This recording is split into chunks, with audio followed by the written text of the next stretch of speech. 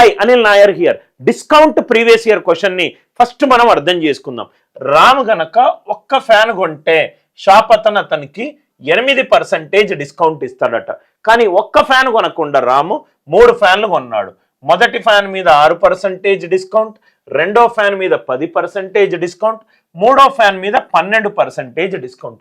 Suppose ఆ వస్తువు fan మీద ఉన్న మార్కెట్ ప్రైస్ 100x అనుకుందాం.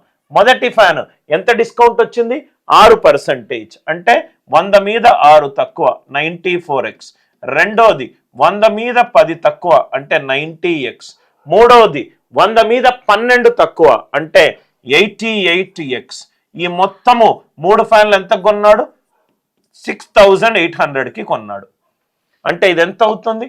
94 + 90 184 + 88 272x is equivalent to 6800.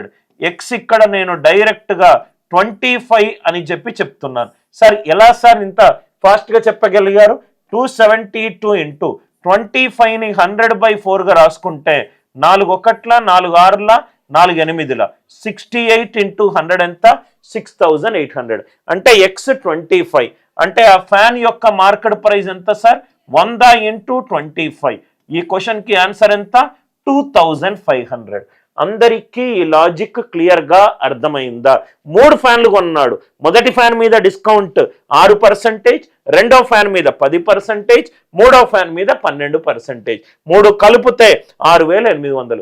Concept నచ్చినట్టు అవుతే వీడియోని లైక్ చేయండి, షేర్ చేయండి, ఛానల్ని సబ్స్క్రైబ్ చేసుకోండి.